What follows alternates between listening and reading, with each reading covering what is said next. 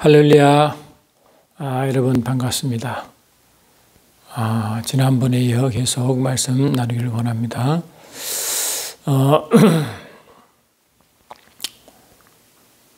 계시적 정류신학을 이제 시작한 지가 벌써 1년이 지나가고 이제 계속 말씀을 전가하고 있는데 제 마음은 하나님의 그 마음을 어떻게 하면 좀 전해볼까. 그래서 이제 기존에 하나님의 신학이라는 그 학문을 통하여 하나님을 증거하는 하나의 도구로 사용하고 또 어떤 울타리를 안전하게 보호하고 그런 역할로 이제 신학 역할을 했는데 그것이 오히려 이제 하나님의 말씀을 더 열려나가고 더 깊이 더 알려지고 계시되는 부분에 대해서 이게 어쩌면 이게 걸림돌이 되면 안 되죠. 신학이라는 것은 이제 인간이 하나님을 연구하고 성경을 연구하는 하나의 학문인데 시간이 갈수록 성령의 개입하심으로 더 열려나가는 게 맞고 그런 의미에서 신학은 발전돼야 됩니다. 그런데 지금 신학은 구속신학이 고착되어 아직 꼼짝달싹하지 못한 그런 상황이라고 저는 보았고 하나님이 말씀하시고자 하는 것이 더 많은데 요한계시록에서도 그 아시아 7교회에 하나님이 이제 그 인내하고 끝까지 지키는 자, 이기는 자에게 주신 열매 중에 하나가 감추인 만나를 먹인다는 거거든요. 감추인 만나가 말 그대로 하나님의 말씀이 열린 말씀, 하나님의 말씀이 더 열려지고 이해지고 깨달아진 말씀을 먹인다는 거잖아요. 그래서 히브리 기자는 이것을 이제 단단한 음식, 의의 말씀이라고 분명히 말씀하셨고 그래서 이제 다니엘서 12장에서도 다니엘이 마지막 때 주님 말세에 있을 현상 중에 뭐냐니까 말씀이 더욱 열려 이 말씀이 더욱 열린다는 말씀이 이제 기록되어 있습니다. 아니 이제 이 말씀이 더 열려감으로 이제 하나님이 그럴 수밖에 없는 게 주님 오실 때가 다 됐는데요. 다 됐는데 분명히 요한계시록에서도 이 말씀이 이제 마지막 때에 있을 그 영적 현상이잖아요. 그 말씀을 제대로 알려면 말씀이 이제 제대로 열려야 되잖아요. 그래서 그런 의미에서 이제 성경 전체를 볼 때 하나님이 기존의 인간의 타락부터 시작하는 것이 아니라 타락 이전부터의 상태, 그 이전은 하나님만 홀로 계시는 삼위일체 하나님만 홀로 계시는 선지하신 하나님의 그 상태부터 이제 말씀을 계속 다뤄왔죠. 그래서 이제 하나님은 창세전에 before the world began 해가지고 세상이 시작되기 전에 이전에 다시 말하면 세상이 피조물이 존재하기 이전에 다시 말하면 하나님만 계시던 그 상태를 말하죠. 그 상태에 하나님이 약속이 있다는 약속이. 그 약속대로 일을 이루고 가는 거잖아요. 하나님이 약속대로 이루고 가는 거 아니겠어요? 약속. 그 약속이 뭔가 하니까 바로 디도서 1장 이전에 바로 영생이라고 분명히 성경은 말씀해서 영생이다. 근데 그 영생인데 그 영생이 하나님 약속하신 것이기 때문에 하나님은 그 약속하신 그 약속을 마음에 두시고 하나님 일을 행하시잖아요. 약속하셨으니까. 할렐루야. 그 약속하신 그 하나님 약속하신 그 약속을 가지고 그분 의도를 가지고 일을 하시는데 거기에 같이 일할 동력, 같이 일할 그 하나님의 약속을 드러낼 자, 또 나타낼 자, 같이 일을 행할 자에 대한 이야기가 쭉 나오는데 하나님은 이제 영원전 하나님은 이제 스스로 계시니까요. 스스로 계시니까 하나님은 이제 스스로 계시고 모든 것의 주관자이시기 때문에 출발도 계획도 모든 주관이시죠. 그러니까 그 출발부터 하나님의 마음을 작정하신다. determination 작정하시는데 하나님의 그 작정이 이제 나 이렇게 하시겠다. 그 작정이 뭐냐니까 하나님의 계획에 대한 작정. 하나님 뜻을 이루시겠다는 그 작정 이거죠. 그래서 기존의 이제 구속 신학에서는 그 하나님의 그 계획을 그 일반 계획과 특별 계획으로 나온다고 그랬어요. 그 일반 계획은 그 하나님의 작정이라는 것으로 카테고리를 매겨 그렇게 크게 설명했고 특별 계획은 하나님의 그 예정 부분을 그게 카테고리를 묶고 하나님 계획을 특별 계획으로 다뤘어요. 그러니까 계획도 일반 계획이 있고 특별 계획이 있다는 겁니다. 그렇게 둘로 나눠가지고 특별히 이제 하나님의 구속 부분을 특별 계획에 하나님의 예정 부분을 달아가지고 그 하나님이 예정하시는 그 예정은 뭐냐? 인간을 구원하시겠다는 그 예정을 집어넣어 그게 나와. 그래 예정론은 뭐냐? 바로 제사함과 깊이 연계되어 있습니다. 그리고 어떤 자가 구원받을지 죄사받을지 그와 또 연결되는 말이죠. 그러니까 기존의 이 구속 사건에서의 그 예정은 구속의 핵심이에요. 핵심이다 보니까 모든 성경을 그쪽으로 볼 수밖에 없어요. 그러니까 이 구속 필요한 것이 타락 이후부터 구속이 필요하기 때문에 창세기 3장에 타락 이후부터 이제 구속 신학이 이루어지는 거예요. 그런데 그런 인간의 생각이 없고요. 그런데 이 영원전에 하나님의 계획하실 때 그 왜 구속이라는 것을 특별한 하나님의 계획을 접어놔가지고 그 예정을 연결시켰는가? 그거는 뭡니까? 하나님의 주권의 입장에서는요, 솔직히 이상한 거예요. 왜냐하니까 하나님의 주권이라는 것은 계시록 4장 11절에서 말한 바와 같이 말이죠. 하나님은 자신의 뜻을 위하여 모든 계획하시거든요. 그 뜻이 먼저 있고 하나님이 하시겠다는 의지와 작정이 먼저 있거든요. 그러니까 그게 따라 모든 이루어져요. 그래서 이제 하나님은 뜻을 정하시고 또 계획하시고 뜻을 정하시고 작정하시고 자신의 그 하시게 될 그 믿음을 가지고 자신의 열심으로 쭉 일을 해 하시는데 어떤 계획을 가시고 그 계획 아래 일을 쭉 하시는 하나님의 주권적인 운영 부분을 우리가 여러 번 말씀드렸지만 그 경륜이라는 단어를 썼고 그 경륜을 영어로 dispensation이라는 단어를 써요. 그 디스펜서는 뜻이 많죠. 나누어 주다 뜻이 있고, 그 다음에 계획하다 뜻도 있고 뜻이 많은데, 하나님이 계획하신 것을 이제 나누어 펼쳐내는 거죠. 근데 이 경륜이란 단어가 원래 오이코노미아가 오는데, 그 오이코노미아가 오이코스와 노모스라는 말씀을 여러분 들었죠. 그래서 이 노모스가 이 법과 말씀인 뜻인데 그 하나님 말씀이 이제 하나님의 약속을 말씀으로 정하잖아요. 그 하나님의 약속으로 연결되어 있어요. 그 하나님의 계획이 말이에요. 그러니까 이 하나님의 계획과 약속이 여기 포함되어 있고 그것이 어디에 집행되느냐? 오이코스라는 그 하나님의 집이라는 것에 그러니까 이거는 뭐냐? 하나님이 집을 짓듯이 히브리서 11장 보니까 집을 지으니까 했듯이 하나님의 만물 지으시다므로 이 만물을 집으로 연결시켜 설명합니다. 그래서 이것은 집은 하나님이 일하시는 하나의 활동 무대를 집이라고 말씀하셨고 그게 피조세계죠.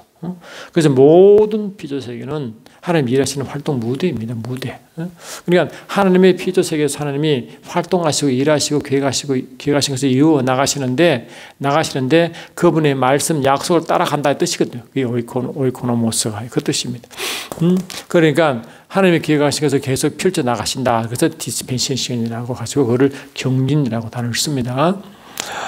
근데 그 경륜은 이 경륜이 하나님의 주권과 깊이 연결되어 있죠. 당연하죠. 하나님이 결정하시고 그 결정을 이루어 가시고 주권적으로 가죠. 그러니까 하나님의 주권에는 하나님이 일하시고 역사하시는 그 활동 무대에 따라 변하지 않아요.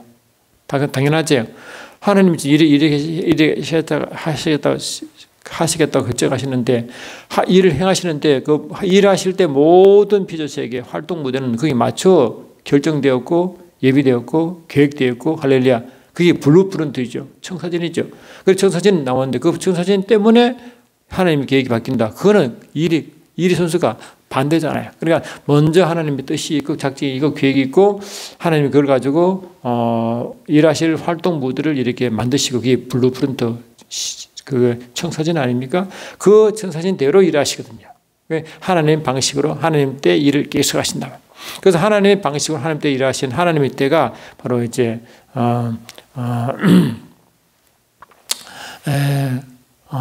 하나님의 시간대에 맞춰서 하나님 일을 계속 이렇게 행하시는 거죠.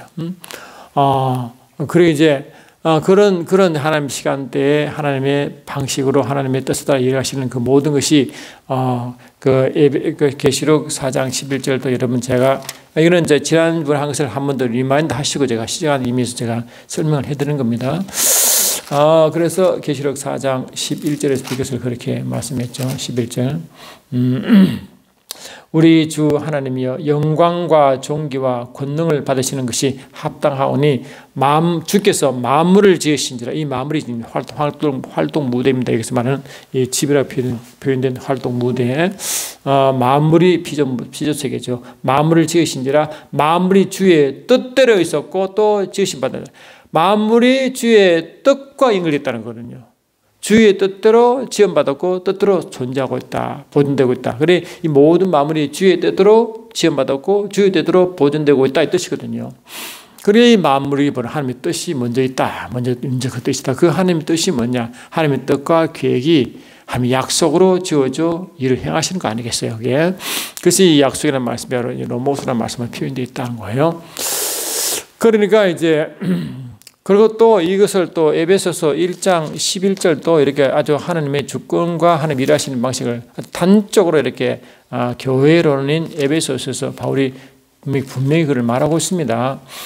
보니까 에베소 1장 11절 보니까 모든 일을 그의 뜻의 결정대로 일하시는 이의 계획에 따라 우리가 예정을 입어 그 안에서 기업이 됐으니 그러니까 모든 일을 그의 뜻의 결정대로 모든 일은 그의 뜻에 따라가고 그의 계획 따라간다 이 뜻이거죠.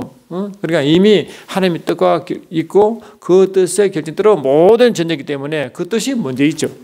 그게 주권이죠. 그러니까 주권이 먼저 그 뜻이 먼저 있지 그 뜻과 주권이 그 일하시는 활동 무대의 뜻에 변하면 그 주권이 아닙니다. 근데 이게 하나님의 특별 계획으로 해서 하나님의 예정을 구속으로 넣어버리면 이 구속은 제3 필요한 거잖아요. 영어로 리뎀션인데. 그러면 이 제3 부분은 죄 부분은 창조 이유, 피조물이 만들어지고 이유 생긴 건데 이유 생긴 그 활동 무대의 일을 가지고 미리 그걸 해결하려고 미리 영원전에 정했었다. 이거는 뭡니까? 그 주권이 이 뒤에 있을 일에 대한 영향을 받는 거잖아요. 그러면 주권의 영향을 받으면 더 이상 주권이 아니잖아요. 그리고 그에 대한 예정이 나면 주권 따라 예정과 계획의 택감이 나오는데 그 주권이 영향받고 예정이 그 예정이 영향을 받아버리면 그건 더 이상 모르고 그러면 하나님의 영원한 계획이라고 말하기 어렵잖아요. 그래서 하나님은 모든 것을 다 아시죠. 전지아시지만 예정 부분은 따로 있어요. 그러니까 먼저 이게 뭐냐 하나님의 계획을 해놓고 일반 계획과 특별 계획을 나누는 것은 뭐냐 계획이라는 것 속에 다 집어넣으니까 너무 설명하기 힘들기 때문에 특별히 떼내서 그렇게 설명하는 거예요. 그거는 따로 떼낼 이유가 없는데 딱 떼는 이유가 뭐냐 그들의 구속 신학을 설명하려고 그렇게 따로 설명하지 않는다는 것 했다는 그런 의심이 제가 많이 든다는 거예요. 아마 그럴 겁니다. 그래서 제가 지금까지 뭐냐 그렇게 하나님이 자꾸 그를 하나님이 하실 일을 자꾸 나누지 말고 있는 성경 말씀 그대로 해보자. 그리고 주님 오실 때가 다 됐으면 말씀에 더 열려나가서 하나님 뜻을 좀 더 깊이 알고 하면 얼마나 주께서 기쁘시고 영광 받으시겠냐. 그리고 그 일을 행하는 우리 몸된 교회들은 얼마나 자유하고 더 광대하고 영광을 드러내겠냐 이 뜻이에요. 그래서 지금 말씀드렸지만 이 하나님의 이 경륜 중에 핵심이 뭐냐 일하시는 핵심이 뭐냐 하나님은 자신을 자꾸 드러내시고 그러니까 특히 에스겔서 보면 에스겔서가 그거잖아요. 에스겔서가 하나님의 영광을 드러내시고 또 이스라엘 백성들이 에레미야서와 비슷하게 연결돼 가지고 이스라엘 백성이 타락하여 바벨론에 끌려갈 때 그 즈음 일이기 때문에 이 에스겔서는 주교특히 에스겔 16장 보면요, 하나님이 이스라엘 백성을 택하셔서 얼마나 그를 귀히 여기시고 그거를 잘 이렇게 양육시키시고 일하시는 것을 설명한 것이 있는데 그게 보니까 특별히 그 속에 보니까 이스라엘 백성이 하나님 말씀을 떠나서 하나님의 우상을 섬김으로 이제 바벨론에 끌려갔는데 그 모든 과정 가운데 하나님은 일을 행하심으로 나 여호와인 줄 너희가 알래라. 나 여호와인 줄 너희가 알래라. 그러므로 내가 여호와다. 내가 하나님이라는 것을 계속 강조합니다. 이렇게 행하신 이가 누군지 바로 나니라 하므로 일하실 때마다 일을 주관적으로 하실 때마다 하실 때마다 하나님이 자꾸 자기를 드러냅니다. 드러냅니다. 그래 하나님 마음이 이게 내가 주인되어 내가 일한다고 자꾸 드러내는데 이스라엘 백성은 하나님을 드러내지 않냐고. 아멘. 자꾸 우상을 섬기고 우상을 자꾸 드러낸단 말이죠. 하나님 마음에 답답한 게 나 여호와인 줄 알려라 말은 하나님이 자신의 하나님 나타내시고 자기를 증거하고 나타내기를 원하시는 그 답답함을 모르고 그를 감당할 이스라엘 백성들 이 일을 모르고 자꾸 이스라엘 백성이 타락하여 우상을 섬기고 하나님을 떠나기 때문에 그 안타까운 마음을 원래 이스라엘 백성을 택한 이유가 하나님의 정인 이사야 43장만처럼 하나님의 정인 되기 위하여 이사야 43장이 이스라엘 백성을 택하고 얼마나 이스라엘 백성을 사랑한지를 설명한 거잖아요. 얼마나 이스라엘 백성을 사랑했어요. 이미 여러분 이미 잘 아시지만 이사야 43장 그거 아닙니까? 너는 내 것이다. 할렐루야. 내 것이라 말씀하시고 그 내 것이라 할 만큼 그렇게 애틋하게 택하시고 하나님의 소유로 삼으시는데 그런 마음 온도가 없다는 거예요. 이사야 43장 1절 보니까 야곱아 너를 창조하신 여호와께서 말씀하시느니라. 이스라엘아 너를 지으신 이가 말씀하시느니라. 너는 두려워하지 말라. 내가 너를 구속하였고 내가 너를 지명하여 불러내 너는 내 것이라. 그러니까 이렇게 애틋한 말을 한다니까요. 내가 내 눈에 보배롭고 존귀하며 내가 너를 사랑하였은즉 내가 내 대신에 사람들을 내주며 백성들이 내 생명을 대신하리니 하며 쭉 하면서 이 너는 내 것이라고 계속 말하면서 하나님의 사랑을 표현하잖아요. 너는 내 것이더라. 오죽하면 내가 물 가운데 지날 때 내가 너와 함께 하시고 강을 건널 때 물이 너를 침몰하지 못할 것이며 내가 불 가운데 지날 때에도 타지도 아니할 것이며 불꽃이 너를 사리지 못할 것이니 하면서 계속 하나님이 너와 함께 하겠다. 너는 내 것이다 하면서 강조하고 하나님이 그를 사랑하고 기뻐하고 표현하는데 이스라엘 백성은 그 마음과 상관하지 않고 떠났다. 왜 그럼 하나님이 그렇게 하시느냐? 바로 하나님은 뭘 하시느냐? 내 이름으로 불려지는 모든 자 곧 내가 내 영광을 위하여 창조한 자. 그러니까 하나님은 왜 이스라엘 백성은 그렇게 애틋하게 하나님의 마음을 그렇게 표현하냐 하면은 하나님의 이름을 불려주고 하나님의 영광을 위하여 만들어진 자이기 때문에 할렐루야. 하나님을 나타내고 증거할 자로 만들어지기 때문에 그래서 하나님의 계획이거든요. 그래서 하나님은 내가 그를 지었고 그가 내가 만드는 것은 뭐냐? 내 영광을 위하여 내 이름으로 불려주고 내 이름을 위하여 만들어졌다는 거예요. 그래 이스라엘 백성을 통하여 하나님 누구신지 어떤 행하신지 그분의 영광이 어떤지를 드러내려고 그러니까 정인되려고 세움받았거든요. 그래 하나님은 뭐냐? 이스라엘 백성을 통하여 자신의 일함으로 이스라엘 백성이 하나님 일을 드러내므로 이스라엘 백성이 하나님이 누구신지 어떤 행하신지를 계시하고 드러내고 증거하려고 있거든요. 그래 결국 하나님의 마음은 뭡니까? 내가 한 백성을 택하여 이 백성을 통하여 나를 드러내라 이 뜻입니다. 그 뭡니까? 하나님을 계시한다. 그래 하나님을 드러내고 계시하고 하나님을 나타내고 이 하나님의 일을 통해서 자신을 드러내니까 그를 통하여 하나님은 어떤 분이신지 하나님이 뭐를 행하시는지를 드러내고 계시할 그런 계시할 그런 의도로 만들어진 이스라엘 백성은 하나님을 증거하는 증거를 잊어버리고 오히려 우상을 섬기고 우상을 드러내는 일을 할 수밖에 없었다. 하나님은 그래서 진노가 임하는 거죠. 그러니까 결국은 하나님 자신을 드러낸다는 거거든요. 하나님 자신이 일하시는데 한 백성을 통해서 일하시겠다는 건 아니겠어요? 그게 이스라엘 백성입니다. 그런데 그 목적을 잊어버리고 이스라엘 백성은 타락하여 그런 일을 하나님의 진노가 샀잖아요. 그러니까 하나님은 그런 자기를 드러내실 자기를 함께 일함으로 함께 그 민족을 통하여 사람을 통하여 일하심으로 자기가 그를 통해 일하심으로 나를 통해 일하신 그 사람이 나를 드러낸다는 계시할 목적 하나님 자기를 계시하고 자기를 증거할 자로 세울 그 목적이 있는데 그 하나님은 그런 목적으로 하나님 일을 행하셨고 할렐루야 함께 일을 같이 동의했고 그런 일 그래서 하나님의 일은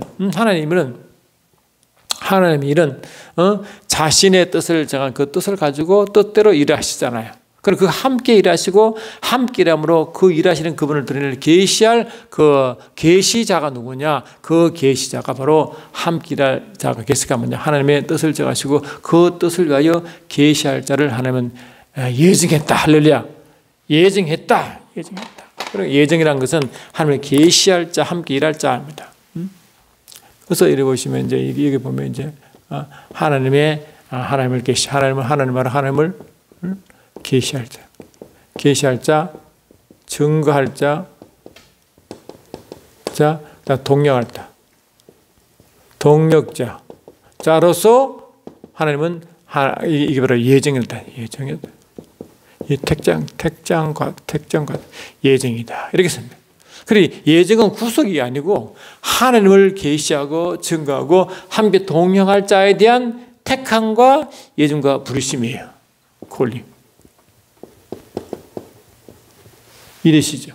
이게 뭐냐? 제가 말씀드린 대로 원래 하나님이 구속을 위한 것이 아니고 하나님을 이러한 영원전에 하는 뜻을 정하시고 작정대로 일하시는 주권에 따라 약속하신 것을 약속을 이루어 나가시는 그 함께 일하실 동력자, 일할 정력자, 또 그러므로 하나님을 드러내실 그런 자, 그런 자에 대한 하나님의 미리 정하신 걸 예정을 하고 택하심을 그랬고 할렐루야, 그런 데를 콜링한다고 말하는 거예요. 그러니까 기존에 말하는 것과 제가 말씀드린 이 예정 부분 이처럼 큰 차이다. 그래서 이 성경에서도 뭘 말하느냐? 그래서 하나님은 뭐냐? 함께 하나님을 계시하고 증거하고 동력할 자가 뭐냐? 바로 로마서 8장 29절에 하나님은 미리 하시고 미리 정하셨는데 뭐냐? 하나님의 아들의 형상을 본받게 하기 위하여 정했다는. 근데 하나님의 아들의 형상을 본받기 뭐게 뭡니까? 하나님의 아들의 형상을 본받기 위한 것. 다시 말하면 아들의 형상이 아들이 하나님 아들 예수님의 형상을 본받는 것이 뭡니까? 바로 교회죠, 교회. 할렐루야. 아멘. 이거 교회에 대한 예정이에요. 그래서 분명히 또 에베소서 1장 5절에서도 우리를 예정하사 하나님 아들 되게 했다고 아들 되게 한다라. 자꾸 그러니까 이 아들 되게 하면 아들이 뭐냐? 이 하나님 아들은 뭐냐? 아들은 바로 이 마태복음 11장 2절처럼 하나님을 아는 자가 하나님을 드러낼 자거든요. 그 하나님 아들만이 아버지를 알기 때문에 아는 자가 하나님을 계시하고 드러내죠. 그래서 예수님이 이 땅에 오셔서 철저하게 예수님은 스스로 행하지 아니하시고 하나님의 성령으로 자기 안에 계신 아버지를 드러내고 아버지 말을 전하고 아버지 일을 행하거든. 그래 결국은 뭐냐? 이 예수님의 일을 딱 받아들이면 뭐냐? 요한복음 3장 31절부터 35절처럼 하나님이 진짜 참이다라고 구약식 표현하면 하나님 여호와가 참이다라는 것처럼 하나님이 맞아야 참이다라고 다 확정하는 거래. 왜? 그러니까 이 구약에서도 이 엘리야의 갈매산을 통해서 과연 여호와시다라고 증거했잖아요. 그것처럼 예수께서 하신 그 모든 일을 통하여 하나님 맞아라고 다 하나님을 인정할 수밖에 없도록 만들었다. 그게 요한복음 3장 31절 35절 이야기예요. 한번 읽어볼까요? 그러면 이야기했으니까 요한복음 3장을 다시 읽어보시면요. 그래서 이게 여러분 제가 강조해서 말씀드리냐 하니까 이것이 잘 전달이 좀 잘 안 되는 같은 느낌이 들어서 그렇습니다.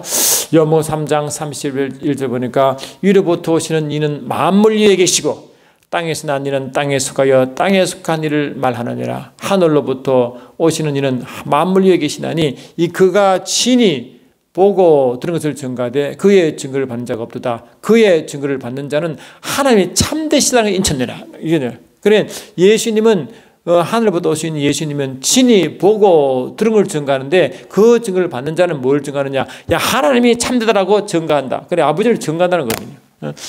과연 하나님이시다라고 증거하게 만든다. 그게 바로 정인이잖아요. 계시자. 하나님을 계시하고 증거하고 하나님과 같이 드러낸 자, 하나님을 드러낸 자 아니에요? 그 이야기 이제 근데 그 예수님만 아니고 그래서 예수님을 예수님도 예정되고 택감했다고 말을 써요. 성경 여러 군데. 그리고 그것도 그런 예수님만 예정받고 택감받는 게 아니라 교회도 똑같아.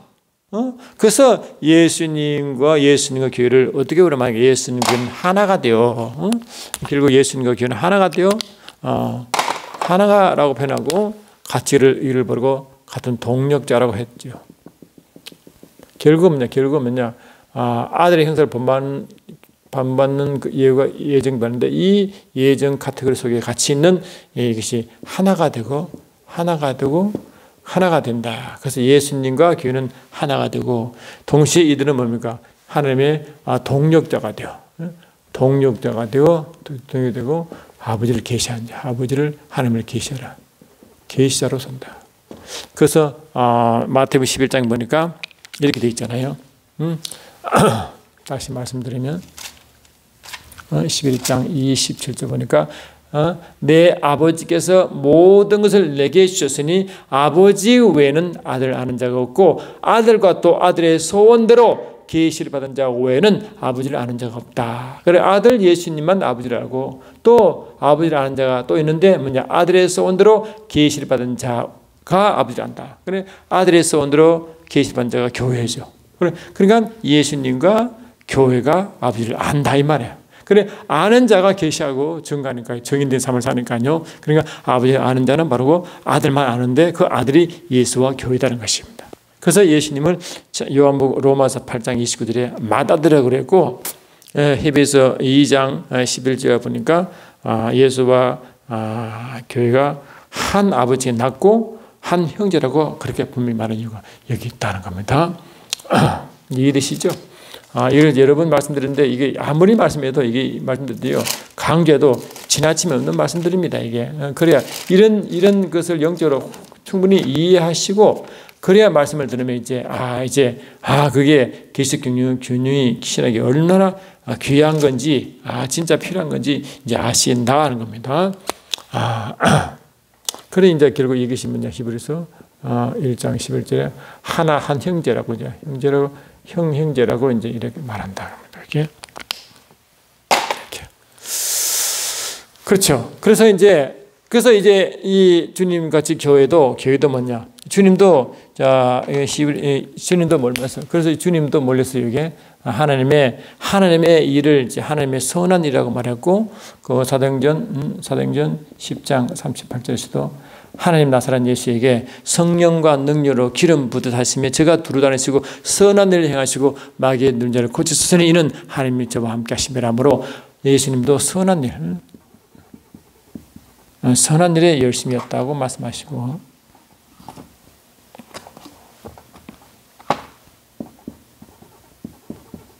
선언하시고 또 우리 교회도 디도서 2장 12절 보니까요. 이것도 여러 번 말씀드렸죠. 다시 한번 보시면 이렇게 되어 있습니다. 또 이렇게 분명히 2장 14절에서도 그가 우리를 대신하여 자신을 주시면 모든 불법에서 우리를 속량하고 우리를 깨끗하게 하사 선한 일을 열심히 하는 친백성 되게 하는 이도 선한 일이잖아요. 디도서 2장 14절. 그렇죠? 그래서 우리 교회도 뭐라고 하나님의 선한 일에 열심히 하는 하나님의 친백성이다. 그게 똑같은 말씀이 에베소서도 나와요. 이렇게 이제 우리가 2장 10절 보니까 이렇게 있어요.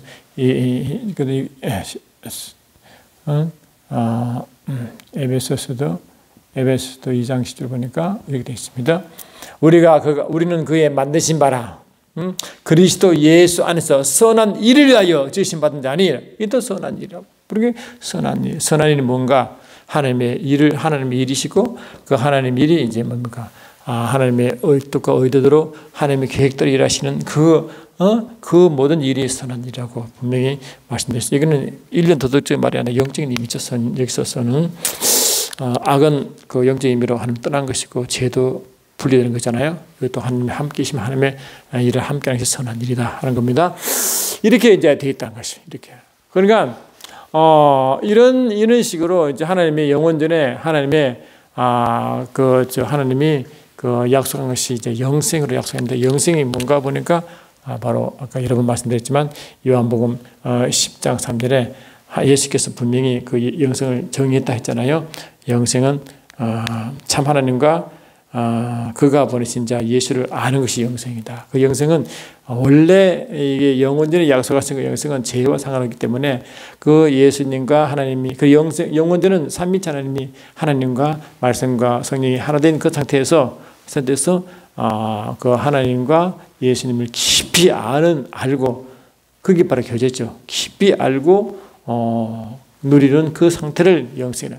하나님은 생명이시니 생명 누리고 자유시니 자유도 누리고 말이죠. 선도 누리고 그리고 하나님의 속성, 하나님의 그 나라의 속성, 하나님 자신의 속성 그걸 다 같이 누리는 그 하나님의 영원한 신성에 참여하여 같이 누리는 그러한 삼위일체 하나님을 알고 그의 나라도 아는 그런 상태를 영생을 했잖아요. 그게 영생이었다. 그리고 이제 그 영생을 이제 그 영생을 하나님이 영원한 약속이 있고 그를 예수님은 명령으로 받아 있다고 하셨죠.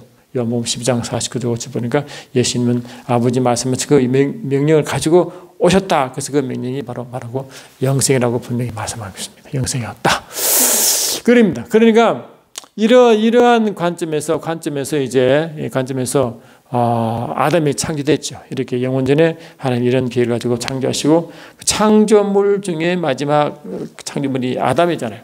그 아담이 창세기 1장 1절에 하나님의 형상대로 하나님 모형대로 만들어졌고 같은 말씀이 흙으로 사람을 지으시고 그 코에 생기를 부르니 생혼이 됐잖아요. 그게 아담의 모습. 그래서 아담은 삼위일체 우리 모습이 우리 형상의 삼위일체를 말하니까 삼위일체 하나님의 형상대로 그 형상은 하나님을 보이지 않는 하나님을 만나고 볼 수 있는 그런 상태가 상상이니까 바로 예수 그 아담을 보므로 삼위일체를 볼 수 있고 삼위일체를 나타낼 수 있는 볼 수 있는 거니까 그러니까 다 그 말은 뭐냐 아담을 보므로 삼위일체를 볼 수 있다는 거예요. 넓을 수 있다는 거예요. 그래 아담은 삼위일체 하나님의 계시한 자요, 증거하는 자요. 표현하는 자요 이렇게 설명하는 거잖아요. 왜 골로새 1장 10절에서도 예수님이 보이지 않으신 하나님의 형상이시니까 예수를 통해 아버지를 전거했잖아요. 똑같이 말이죠. 그래서 예수는 아버지 정인, 아버지를 표현자, 아버지 계시자 이 뜻이잖아요. 그것 똑같이 아담도 그랬다. 그래 이 아담이 그렇게 됐는데 그 아담을 뭐냐 누가복음 3장 38절 보니까 아담을 하나님의 아들이라고 표현한다. 그래서 이 처음 만들 이렇게 이제 아담이 창조되는데 그 아담이 이렇게 이제 모든 과정을 통해서 아담이 만들어지는데 그 아담을 뭐냐 아담이 누가복음 3장 38절 보니까 하나님의 뭐라고 하나님의 아들이다. 그런데 아들은 하나님을 닮은 자 하나님을 아는 자니까요. 그래 하나님을 계시하는 자도 되잖아요. 이것이요. 그리고 그것도 아담이 삼위일체 하나님의 형상을 가졌기 때문에 삼위일체 하나님의 신성을 다 가지고 그걸 요한일서 3장 9절 보니까 하나님께 난 자마다 하나님의 거짓말 그 죄를 지을 수 없는 이는 하나님의 씨가 그 속에 있다. 하나님의 씨가 이게 하나님의 씨를 가진다. 이런 뜻이다. 그러니까 아담이 이제 삼위일체 하나님을 계시하는 대로 나타나죠. 이게 아담이. 그런데 아담은 뭐냐? 이 아담은 하나님의 아들이고 동시에 또 뭐냐? 이 에베소 5장 30분 30을 보니까 이 창세기 2장 보니까 에덴 교회 나오죠. 아담의 가정 에덴 교회가 나오는데 그 아담의 가정을 뭘 말하냐? 그리스도와 교회에 대한 비밀이라고 에베소 5장 30, 30일 나와요. 그러니까 바로 뭡니까? 아담의 가정 에덴 교회를 통해 아담의 가정을 통해 뭐냐? 바로 교회를 이제 예정합니다. 교회. 이렇게. 그러니까 아담은 하나님 아들이고 또 하나님의 씨로 이제 창조되지만 이 또 아담이 로마서 5장 14절 이하에 보니까 뭐라고? 아담은 바로 50자의 모형이기 때문에 예수 모형을 한다. 예수 모형. 그러니까 아담 보므로 아담이 뭐라고? 바로 예수의 정보와 교회의 정보를 같이 가지고 있다. 그래 예수님과 교회 정보를 같이 가진 것이 아담이고 그 예수 교회 정보는 뭘 의미하니까 방금 말씀하신 대로 하나님의 아들의 형상을 닮은 교회와 또 하나님의 계시 증거 동의할 자로 이렇게 같이 설명되는 겁니다. 이렇게 그렇죠. 이미 하나님의 창조물 마지막에 아담 창조 이렇게 모습 이런 정보를 가지고 창조하셨고 또 인간이 타락하여 쭉 가다가 뭡니까? 창세기 12장 보니까 아브라함이 등장하잖아요. 그 아브라함이 뭐라고? 아브라함도 어떻게? 아브라함도 결국은 뭡니까? 아브라함도 아브라함도 이 갈라디아 3장 10절 보니까 바로 예수님을 아브라함의 씨가 예수를 의미했고 갈라디아 3장 6절 7절 또 20절 보니까 바로 이것도 교회를 우리 그리스도인을 아브라함의 씨라고 한다. 그래 아브라함의 자손 아브라함의 씨가 예수님과 교회다. 그래 여기도 뭐라고? 똑같이 여기도 똑같이 교회와 예수 아브라함도 교회 예수 이렇게 설명하잖아요. 이렇게. 그래 아브라함의 그 모든 씨 또 아담도 다 뭐라고? 그 결국 뭐가 나오냐? 교회와 예수님 교회의 정보가 쭉 나온단 말이에요.